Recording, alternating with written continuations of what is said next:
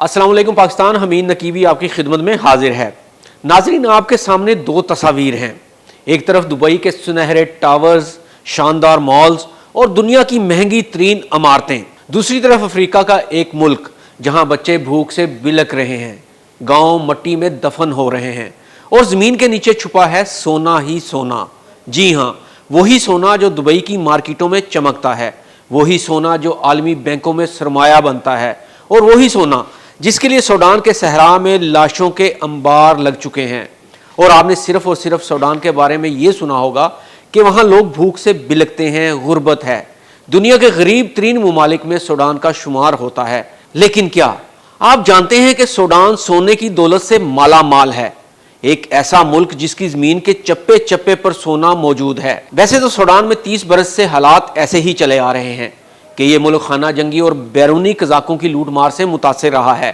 لیکن ناظرین، پچھلے 2 ہفتے کے دوران دارفور خاص طور پر شدید جنگ کی لپیٹ میں رہا، جہاں کم از کم 480 سے زائد شہری جاں بحق ہو چکے ہیں۔ اقوام متحدہ کے انسانی حقوق کے دفتر نے بتایا ہے کہ حملوں میں بے دفاع لوگ زیادہ ہلاک ہوئے اور آبادی لاکھوں کی تعداد میں نقل مکانی پر مجبور ہوئی۔ آپ نے حالیہ دنوں میں سوڈان کی دل ہلا دینے والی ویڈیوز بھی دیکھی ہوں گی اور متحدہ عرب امارات اور خاص طور پر دبئی کے ساتھ سوڈان کی کشیدگی کا ہر جگہ تذکرہ چلتے ہوئے دیکھا ہوگا۔ اور سوڈان میں کشیدگی کی بڑی وجہ یہ ہے کہ وہاں سے سونا حاصل کرنے کے لیے اس ملک میں کشیدگی کروائی جاتی ہے۔ لیکن سوال یہ ہے، یہ سونا سوڈان سے نکل کر دبئی کیسے پہنچتا ہے؟ کون لوگ ہیں جو اس خون کے سونے سے محل بنا رہے ہیں؟ سوڈان کی آرمی سونے کی سمگلنگ میں کیوں اور کیسے ملوث ہے؟ اور کیوں ہر بڑی طاقت UAE، روس، امریکہ، یہاں تک کہ سعودی عرب اس کھیل میں اپنی اپنی چالیں چل رہے ہیں؟ ناظرین، یہ ہے ایک ایسی کہانی جہاں سونا نہیں انسانیت پگھل رہی ہے، جہاں جنگ، سیاست اور سرمایہ سب ایک ہی زنجیر کی کڑیاں ہیں، اور اس زنجیر کا سرا دبئی کی گولڈ مارکیٹ تک جاتا ہے۔ ناظرین، سوڈان ایک مسلم ملک ہے جہاں کی 90% آبادی مسلمان ہے۔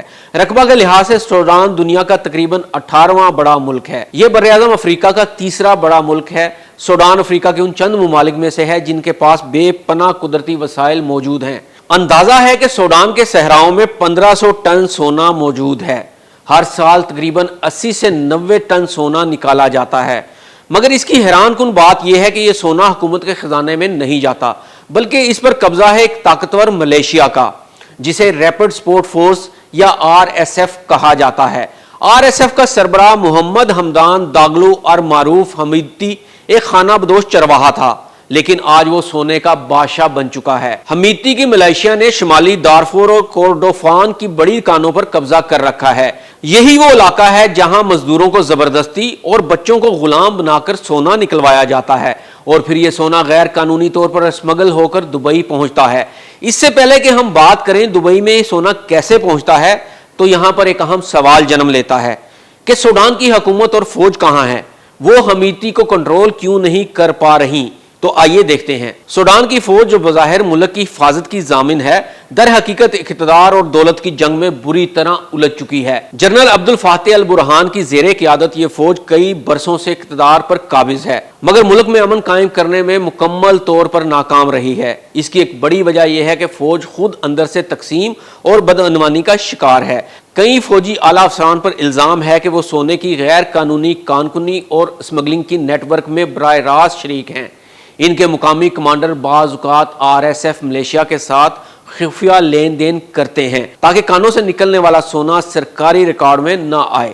نتیجہ یہ ہے کہ فوج نہ تو RSF کو قابو کر پاتی ہے اور نہ ملک میں امن بحال کر سکی ہے۔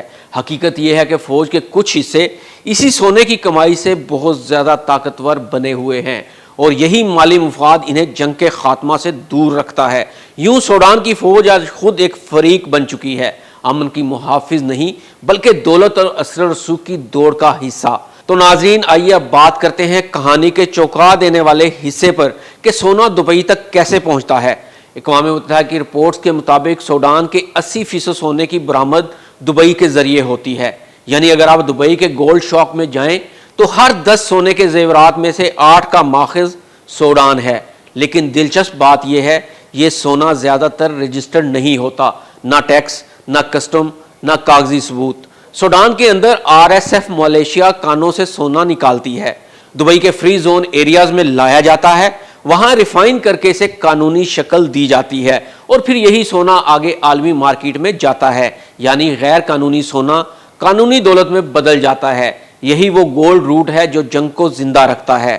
جتنا زیادہ سونا دبئی پہنچتا ہے اس سے کہیں زیادہ اسلحہ واپس سوڈان جاتا ہے اور وہاں RSF کو یہ اسلحہ مہیا کیا جاتا ہے جو سوڈان کی عوام اور حکومت کے خلاف استعمال ہوتا ہے تاکہ RSF کی دھاک بیٹھی رہے اور عوام ڈرتے رہیں۔ ناظرین، یہ ایک المیہ ہے کہ سوڈان کی سرزمین کے چپے چپے میں سونا دفن ہے، لیکن عوام کے گھروں میں چولہا جلانا بھی مشکل ہے۔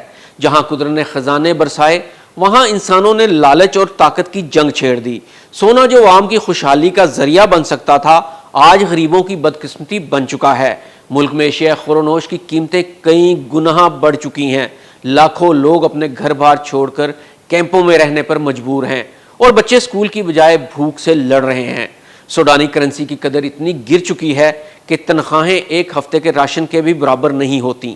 اگر یہ سونا ریاست کے خزانے میں جاتا تو آج سوڈان کی عوام بھی امریکہ یا خلیجی ممالک کی طرح خوشحال زندگی گزار رہے ہوتے، مگر ہوا اس کے برعکس۔ یہ سونا چند طاقتور ہاتھوں میں قید ہو گیا اور عوام کے حصے میں آئی غربت، جنگ اور مایوسی۔